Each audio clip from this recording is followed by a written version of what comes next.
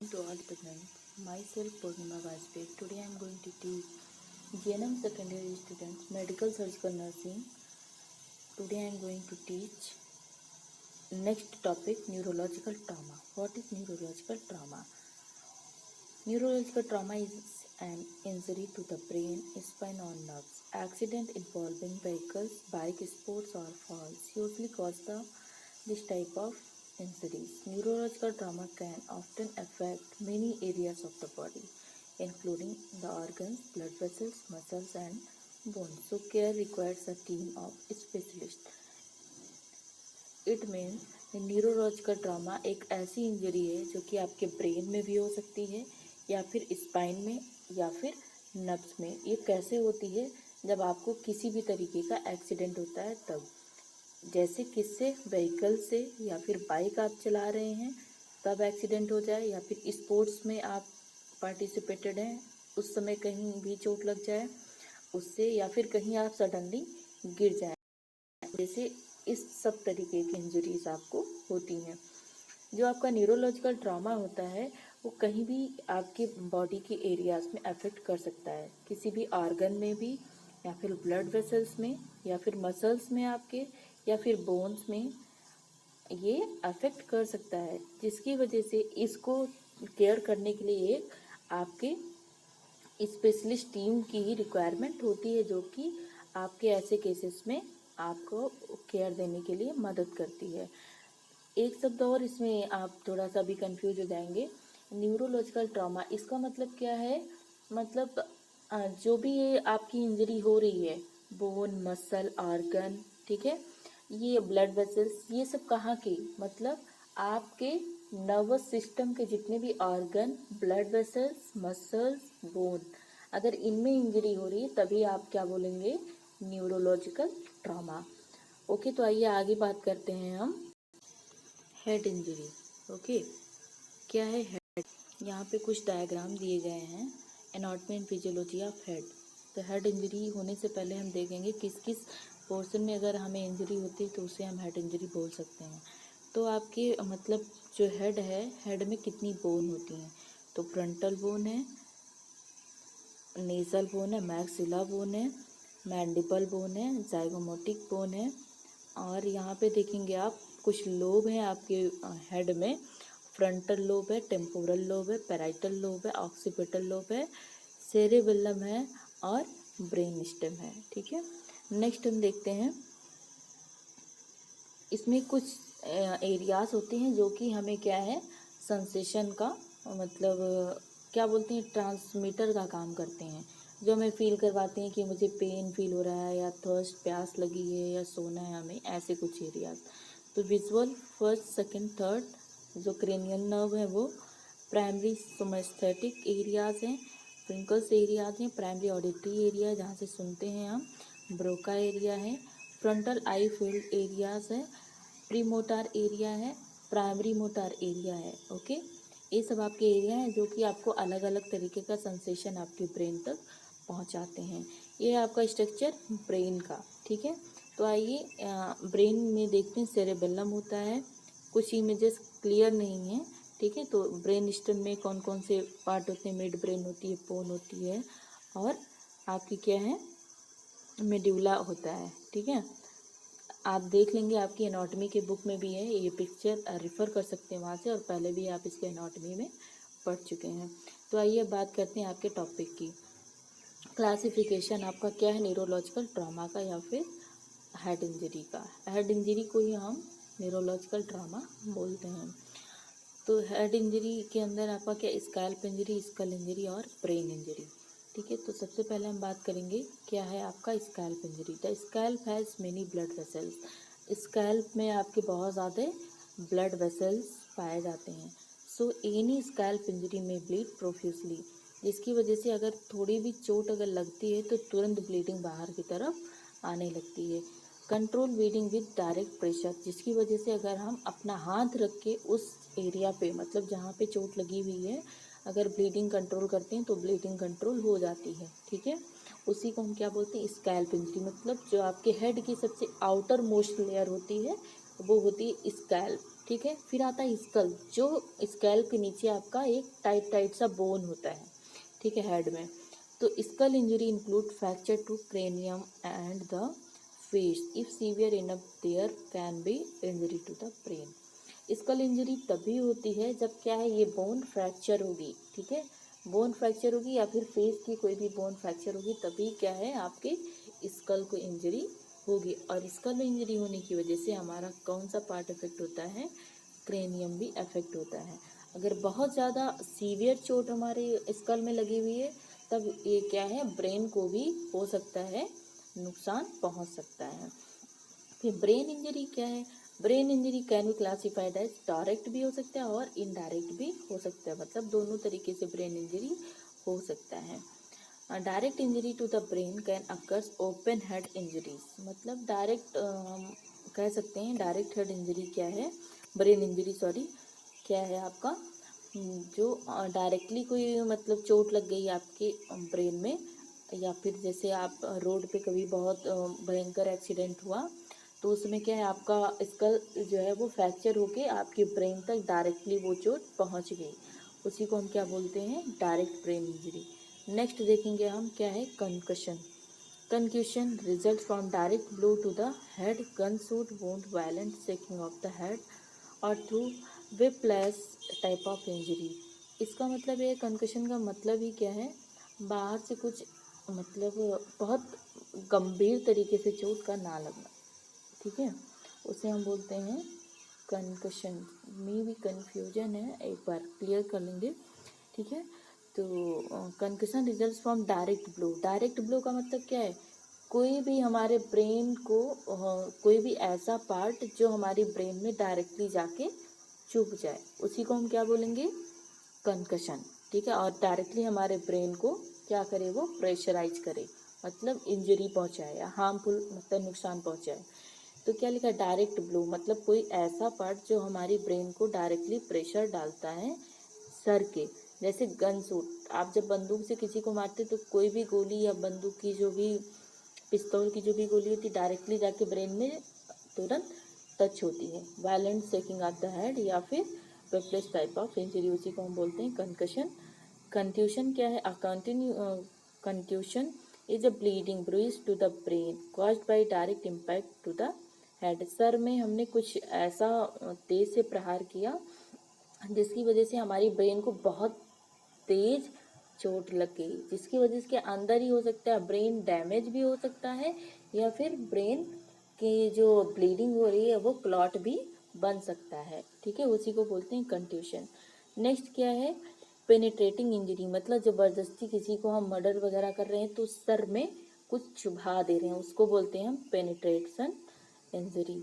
Next second baby syndrome, इसमें आप देख रहे हैं फ्रैक्चर होगा, फिर कैसे कैसे ये कंडीशन होगी, ठीक है। नेक्स्ट क्या है, लॉग्ड इन सिंड्रोम, ठीक। अब ये क्यों हो रहा है, रिस्क फैक्टर इसके क्या हैं आपके, कलर ब्लाइंडनेस है, अल्कोहल एडिक्शन की वजह से, एंगस्टर की वजह से, वर्टिगो की वजह से, मेल या यंग चिल्ड्रन और teenagers especially infant 4 years old और 15 to 19 year old, certain military personnels example पैराट्रोपर्स।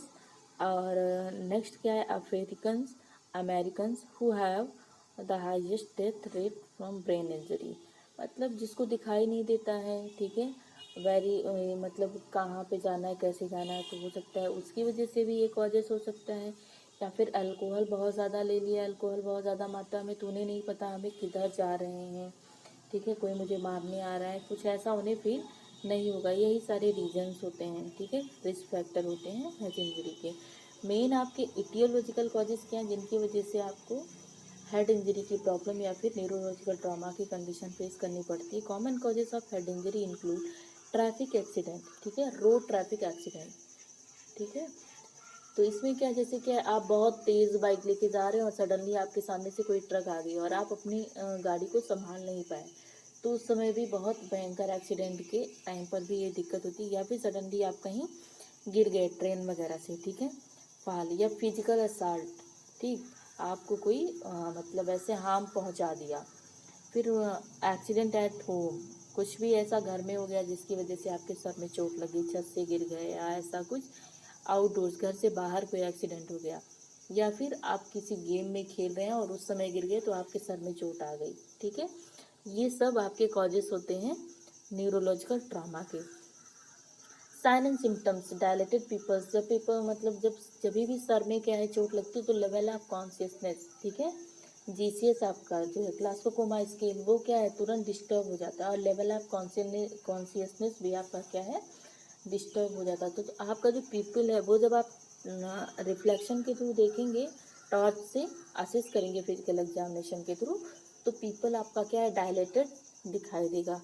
Changing in behaviour such as irritability और कन्फ्यूजन, आप नाम पूछेंगे तो वो बोलेगा क्या नाम है, उसे कन्फ्यूजन होगा कि ये हमारे सामने ऐसा मेरे से क्यों पूछ रहे हैं, क्योंकि क्या है उसका ब्रेन के जो फंक्शन है वो डिसफंक्शन हो चुके हैं, प्रॉपर तरीके से उसका ब्रेन काम नहीं कर रहा है। ट्रबल वॉकिंग और स्पीकिंग, जब वो चलेगा तो सीधा नहीं चलेगा जैसे वो नॉर्मल मोशन में चल रहा था, ठीक है, ऐसे कभी इधर जाएगा कभी उधर जाएगा, तिरछे मोड में चलेगा, या फिर कुछ भी बोलने से पहले वो लड़खड़ाएगा, प्रॉपर तरीके से जो उसकी टंग लैंग्वेज है वो नहीं निकलेगी। ट्रेनिंग ऑफ ब्लडी और क्लियर फ्लूइड्स फ्रॉम ईयर और नोज, मतलब CSF भी हो सकता है, या फिर थोड़ा थोड़ा ब्लड भी कान या फिर नाक के थ्रू आएगा। वॉमिटिंग भी होगी और सीजर जैसे झटके आते हैं वैसे भी हो सकता है। वीकनेस और नमनेस इन द आर्म और लेग्स, जब उठने और चलने में से बहुत ज़्यादा वीकनेस फील होगा। डायग्नोसिस हम कैसे करेंगे, CBC कंप्लीट करेंगे, और CBC कंप्लीट में हम ये सारी चीज़ें हम चेक करेंगे। नेक्स्ट हम इससे भी देखेंगे CT स्कैन के थ्रू कि कौन से एरिया में बहुत ज़्यादा भयंकर या फिर ब्लीडिंग कहाँ पे इंटरनल हुई है, और जब उससे भी नहीं होगा तो हम MRI पेशेंट का करेंगे। फिर ब्रेन स्कैन, फिर EEG और MCV और ENC अल्ट्रासाउंड इमेजिंग। फिर कॉम्प्लिकेशन क्या क्या हो सकते हैं इसके, कॉम्प्लिकेशन पेशेंट कोमा में भी जा सकता है, क्रॉनिक हेडेक का भी पेशेंट हो सकता है, loss of changes in sensation, और हमेशा के लिए हो सकता है कि पेशेंट का सेंसेशन लॉस हो जाए, या फिर सुनना हमेशा के लिए ख़त्म हो जाए, या फिर विज़न में भी कभी कभी दिक्कत आ जाती है, ठीक है, टेस्ट और स्मेल में, या फिर एक्सीडेंट के दौरान कोई ऐसी नर्व है जो कि डैमेज हो गई जिससे पेशेंट पैरालिसिस भी हो सकता है। सीजर भी एक बहुत बड़ा कॉम्प्लिकेशन है। स्पीच एंड लैंग्वेज प्रॉब्लम, मतलब जब एक्सीडेंट के बाद या ट्रॉमा के बाद पेशेंट क्या है प्रॉपर तरीके से हो सकता है हमेशा के लिए अच्छे से वो बोल ना पाए, ठीक है, और कभी कभी इतना सीवियर कॉम्प्लिकेशन होता है कि पेशेंट कोमा के बाद वो डायरेक्टली एक्सपायर हो जाता है।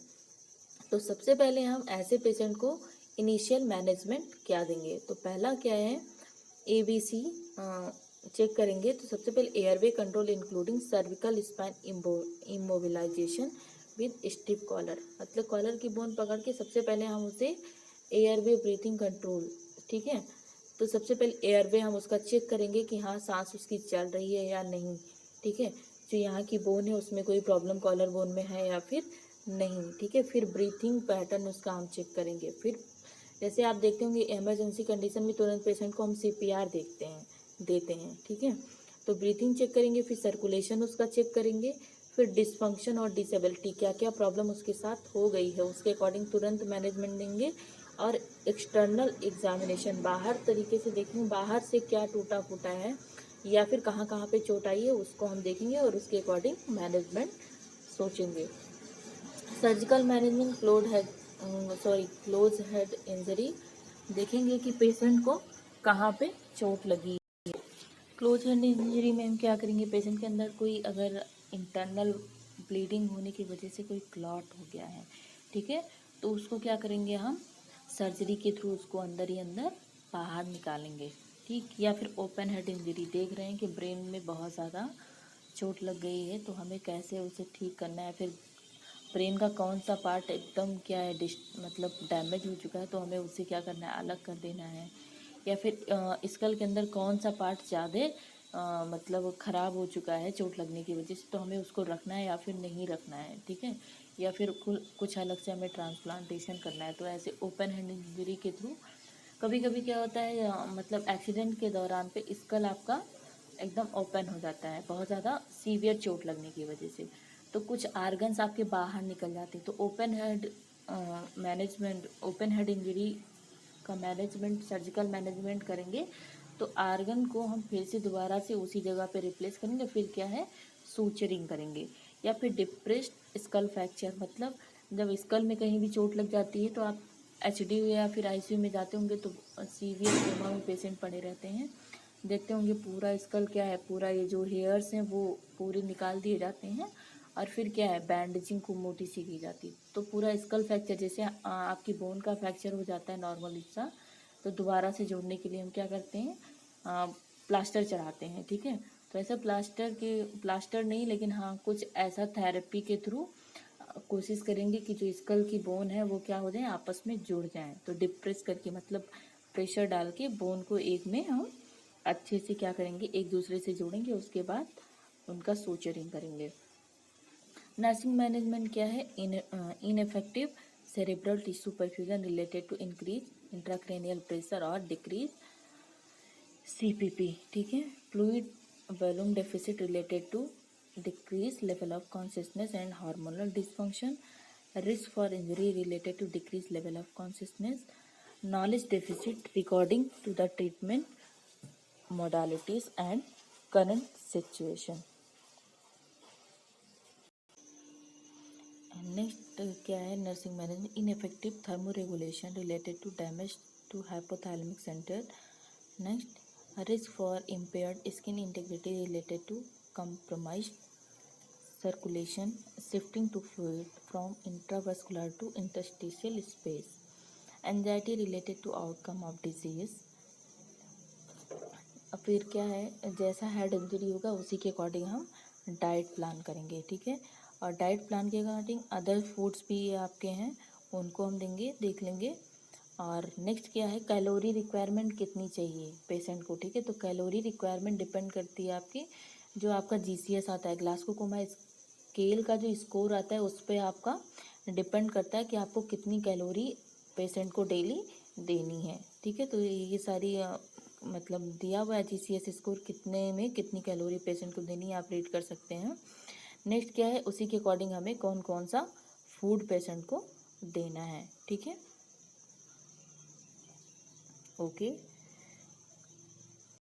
ओके थैंक यू स्टूडेंट्स, अगर कोई डाउट है तो प्लीज़ पर्सनली मैसेज करके पूछ सकते हैं। ओके।